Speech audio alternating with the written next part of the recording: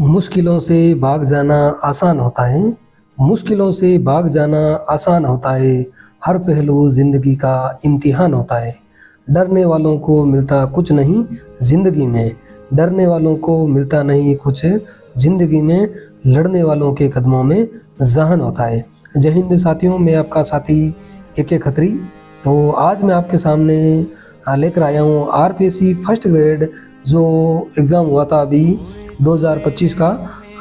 ज़्यादा दिन तो नहीं हुए, 31 मई को आपके पेपर थे, फर्स्ट पेपर और जो सेकंड पेपर। तो उसकी कट ऑफ क्या रह सकती है, उसकी कट ऑफ का जो अनुमान हमने लगाया है।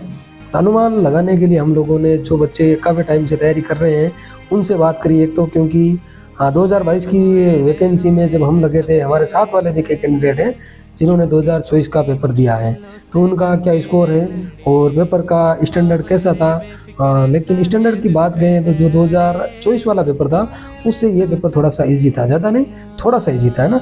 तो उसके हिसाब से कट ऑफ में थोड़ा सा उछाल आएगा पिछली बार के हिसाब से, ज़्यादा नहीं। लेकिन फिर भी मैं आपको कह रहा हूँ, ये मेरा व्यक्तिगत अनुमान है, ये कोई आधिकारिक कट ऑफ नहीं है। वो लोगों से मैंने बात करी है जो साथ वाले तैयारी कर रहे हैं, उनसे बात करी है और पेपर मैंने देखा। और आज तो आरपीएससी ने अपनी आंसर की भी जारी कर दी। तो आंसर की को देखते हुए, लोगों से बात करते हुए, लोगों का स्कोर देखते हुए और जो आसपास में अच्छे टाइम से, काफ़ी टाइम से अच्छे से तैयारी कर रहे हैं, उनसे बात करने के बाद हम इन आंकड़ों पे पहुँचे हैं। ये आंकड़ा मेरा पर्सनल यानी व्यक्तिगत आंकड़ा हो सकता है। आपको इतना घबराना नहीं है कि सर आपने ज़्यादा बता दी, कम बता दी। अगर आप इस कट ऑफ में आ रहे हो तो आपको अग्रिम शुभकामनाएं।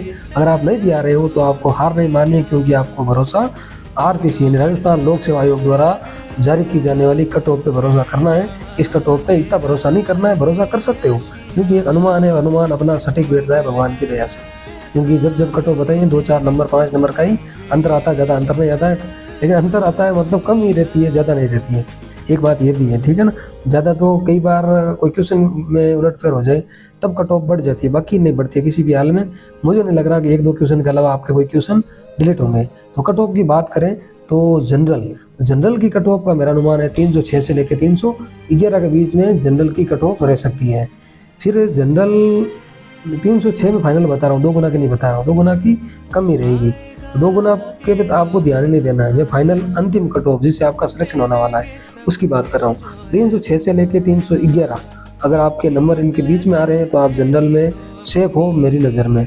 आरपीएससी की नज़र में हो नहीं हो पता नहीं, बाकी मेरी नज़र में आप सेफ हो, आपका आराम से सिलेक्शन हो जाएगा।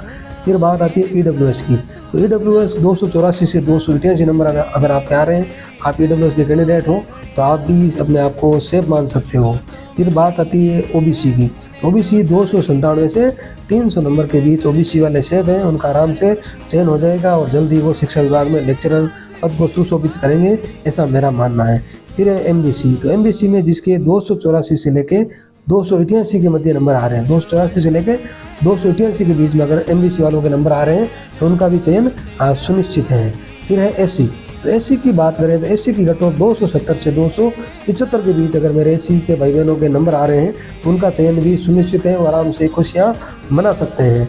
फिर बात आती है एसटी। एसटी की कट ऑफ मेरा मानना है 225 से लेकर 230 के बीच में रहने का मेरा व्यक्तिगत अनुमान है। और आपका चयन अगर ये नंबर आ रहे हैं तो आपका चयन सुनिश्चित है। तो आपको जब तक आपका अंतिम रिजल्ट नहीं आ जाता, फाइनल रिजल्ट नहीं आ जाता, तब तक आपको तैयारी करते रहना है, क्योंकि ऐसा धोखा पहले हो चुका है। जब 2022 की वैकेंसी आई थी उस टाइम क्या हुआ था, मेरे साथ के भी खूब बंदे थे जिन्होंने 2022 का पेपर दिया था, मैंने भी दिया था, मेरा भी अच्छा स्कोर था।